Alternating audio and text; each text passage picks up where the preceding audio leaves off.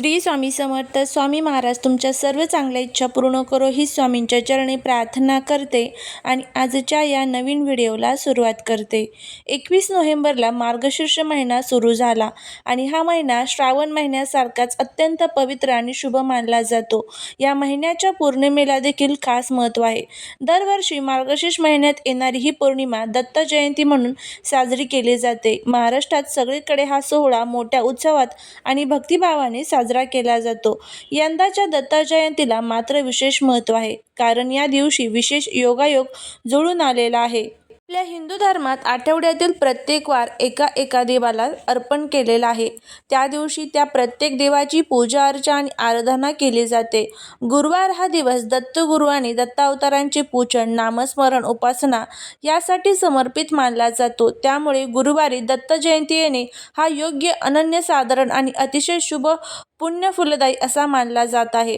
तर चला जाणून घेऊया यंदा दत्त जयंती असणार आहे 4 डिसेंबरला. तर या दिवशी आपल्याला एक अतिशय प्रभावी असा उपाय करायचा आहे. या दिवशी तुम्ही उपवास नाही केला तरीही चालेल, पण ह्या 3 पदार्थांपैकी कोणताही एक पदार्थ जर तुम्ही खाल्ला तर आपल्या घरामध्ये सुख, शांती, समृद्धी टिकून राहील. घरामध्ये असणारं जे काही दारिद्र्य आहे तर ते नष्ट होईल. दत्तगुरूंची भरभरून आपल्यावरती कृपा होईल. त्याचबरोबर या दिवशी काय करावे, काय टाळावे, दत्त जयंतीला उपवास कसा करावा अशी संपूर्ण माहिती या आजच्या व्हिडिओमध्ये मी तुमच्यासोबत शेअर करणार आहे. त्यामुळे तुम्ही हा व्हिडिओ स्किप न करता शेवटपर्यंत नक्की पहा. चॅनलवरती नवीन असाल तर सबस्क्राईब करा आणि असेच माहितीपूर्ण नवनवीन व्हिडिओ पाहण्यासाठी बेल आयकॉनलाही प्रेस करा, म्हणजे जेव्हा कधी मी नवीन व्हिडिओ अपलोड करेल त्याचं नोटिफिकेशन सर्वात अगोदर तुम्हाला भेटेल आणि तुम्ही एक पण व्हिडिओ मिस करणार नाही. त्याचबरोबर कमेंटमध्ये श्री गुरुदेव दत्त लिहायला अजिबात विसरू नका, जेणेकरून श्री गुरूंची तुमच्या कुटुंबावरती, मुलांवरती अगदी भरभरून अशी कृपा होईल. यावर्षी मार्गशीर्ष महिन्यातील पौर्णिमा गुरुवारी म्हणजेच 4 डिसेंबरला येणार आहे. त्यामुळे या दिवशी हा सोहळा साजरा केला जाईल. दत्तगुरूंचा जन्म संध्याकाळी प्रदोष काळात झाला. त्यामुळे दत्त जयंतीचा कार्यक्रम दत्तांचा पाळणा संध्याकाळी हलवून साजरा केला जातो. मार्गशीर्ष पौर्णिमेचा प्रारंभ हा 4 डिसेंबर सकाळी 8:36 होत आहे. पौर्णिमा तिथीची समाप्ती ही 5 डिसेंबर सकाळी 4:44 होत आहे. त्यामुळे उदया तिथीनुसार मार्गशीर्ष पौर्णिमा 4 डिसेंबरला असल्यामुळे दत्त जयंती ही गुरुवार 4 डिसेंबर रोजी साजरी केली जाईल. दत्त जयंतीचा पूजाविधी. दत्त जयंतीच्या दिवशी पहाटे उठून स्नान करावे. त्यानंतर दत्तांची प्रतिमा किंवा छायाचित्र यांची पूजा करावी. पूजेच्या दरम्यान मूर्तीचा अभिषेक करून अष्टगंध लावावा आणि हार, फुले अर्पण करावी. धूप, अगरबत्ती, शुद्ध गायीच्या तुपाचा दिवा प्रज्वलित करावा. यानंतर दत्तांचे नामस्मरण करावे. दत्तबावनी, गुरुचरित्रातील 14 वा 18 अध्याय वाचावे. तसेच गुरुलीलामृत आणि स्वामीचरित्र सारामृत हे दत्त संप्रदायातील ग्रंथ वाचावेत. पूजा पूर्ण झाल्यानंतर आरती करून प्रसाद वाटावा. नैवेद्यासाठी दत्तगुरूंना पुरणपोळी अर्पण करावी किंवा पिवळी मिठाई आणि फळे देखील अर्पण करू शकता. दत्त जयंतीच्या निमित्ताने अनेक भक्त गुरुचरित्राचे पारायण करतात. हे पारायण साधारणपणे दत्त जयंतीच्या 7 दिवस आधी सुरू होते आणि पौर्णिमेला संपते. त्यामुळे या काळात भाविकांनी नियमांचे पालन करावे. नैवेद्य अर्पण करावा. आजूबाजूला जर कुठे गाय असेल, कुत्रा असेल, कावळे असेल तर नैवेद्य आवर्जून त्यांना खाण्यासाठी द्यावा. या सर्व गोष्टी आपल्याला दत्त जयंतीला आवर्जून करायच्या असतात. आता त्यानंतर दत्त जयंतीला नेमकं काय करावं याबद्दलची आपण माहिती बघूया, किंवा कोणत्या गोष्टी टाळाव्या याबद्दलची सुद्धा आपण माहिती बघूया. तर या दत्त जयंतीला ब्रह्मचारी आणि सात्विक आहार जे आहे तर ते घ्यावा. उपवास केला तर उत्तम, नसेल तर फक्त सात्विक आहार घ्यावा. दान आणि सेवा कराव्या. अन्नदान, वस्त्रदान जे आहे तर ते तुम्ही करू शकता. दत्त जयंतीला काय टाळावं तर राग, कटुवाणी आणि अपविवाद टाळावेत. मांसाहार, मद्य, तिखट, उग्र पदार्थ खाणे टाळावेत. असत्य बोलणे आणि कोणालाही दुखावणे टाळावेत. केस, नखे कापणे, घरात कचरा साचू देऊ नका. गुरु, माता, पिता, ज्येष्ठ यांचा अनादर करू नका. कोणाचाही तिरस्कार किंवा अपमान करू नका. दत्त तत्व म्हणजे समान भाव. या दिवशी कटुता मनातही आणू नये. दत्त जयंतीचा मुख्य उद्देश म्हणजे गुरुभक्ती, सात्विकता, दान, ध्यान, साधना आणि सद्भावना. तर दत्त जयंतीला ह्या गोष्टी ज्या आहेत तर ते आपल्याला पूर्णपणे टाळायच्या असतात, किंवा ज्या गोष्टी करण्यासाठी सांगितलेल्या आहेत तर त्या आवर्जून कराव्या. त्या दत्त जयंतीला नेमकं आपल्याला कोणते पदार्थ खाणं हे संपूर्णपणे वर्ज्य असतं तर ते आपण बघूया. दत्त जयंतीला मांसाहार हा पूर्णपणे वर्ज्य असतो. मटण, चिकन, अंडी, मासे हे पदार्थ तामसिक ऊर्जेला वाढवतात आणि मन स्थिर राहत नाही. दत्त जयंतीला पूर्णतः निषिद्ध मानले जातात. मद्यपान आणि मद्य मिश्रित पदार्थ चुकूनही करू नये. कांदा, लसूण खाऊ नका. तिखट, तेलकट पदार्थ खाऊ नका. त्याचबरोबर खूप आंबट पदार्थसुद्धा या दिवशी खाल्ले जात नाही. खूप जड पदार्थसुद्धा खाऊ नये. शिळे अन्नसुद्धा या दिवशी खाऊ नये. खोट्या भावनेने खाल्लेला उपवासाचा जंक फूडसुद्धा खाऊ नये. दत्त जयंतीला आहार घेणे हा सात्विक घ्यावा, हलका घ्यावा, साधा घ्यावा.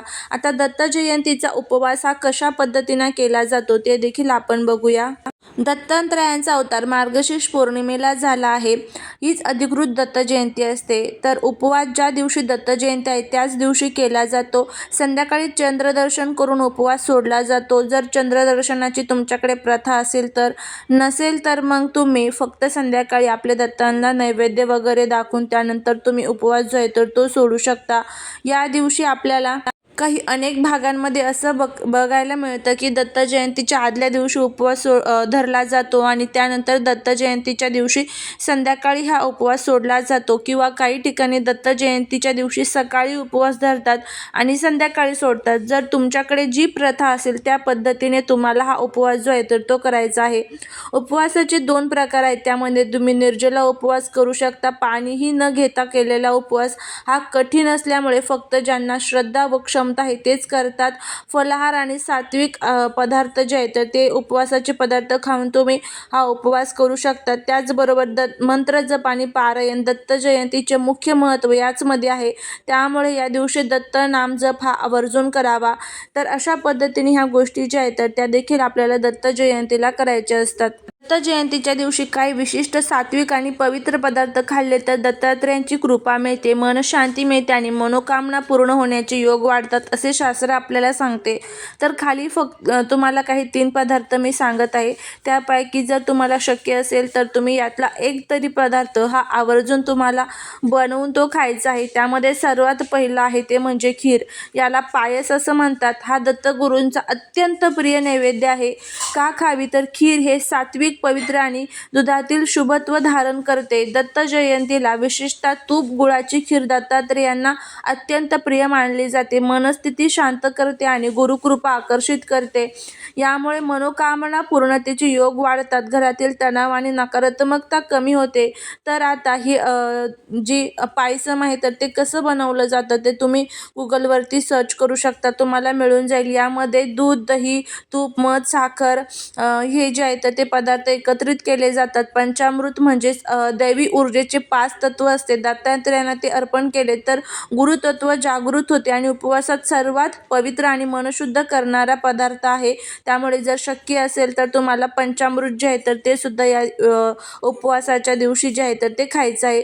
उपवासाला भगर म्हणजेच तांदूळ हे जे आहे तर ते सुद्धा खाल्ले जातात. भगर हा सर्वात शुद्ध आणि उपवासाला योग्य धान्य मानला जातो. तुपासह खाल्ल्यास ऊर्जा वाढते, मन स्थिर राहते आणि साधना प्रभावी होते. यामुळे ग्रहबाधा कमी होते, नकारात्मक शक्ती दूर होतात, कार्यसिद्धीचे योग वाढतात. हे 3 पदार्थ का महत्त्वाचे आहे? कारण हे पूर्णतः सात्विक आहेत. दत्तगुरूंचे गुरुतत्व आणि त्रिगुणात्मक शक्ती जागृत करतात. शरीर, मन, आत्मा या तिन्ही पातळीवर पवित्रता आणतात. उपवासांना अधिक प्रभावी करतात आणि उपासना अधिक श्रेष्ठ होते. इच्छापूर्ती आणि संकट निवारणाची क्षमता वाढते. तर अशा पद्धतीने हे जे 3 पदार्थ तुम्हाला सांगितलेले आहे, पहिलं म्हणजे खीर जे आहे पायसम, दुसरं म्हणजे पंचामृत आणि तिसरं म्हणजे भगर. तर ह्या 3 पदार्थांपैकी एक पदार्थ जरी तुम्ही खाल्ला तरी तुम्हाला त्याचा फायदा जो आहे तर तो मिळेल. घरातील सर्व दुःख, दोष, दारिद्र्य, अडचणी जे आहे तर ते दूर होताना दिसून येतील.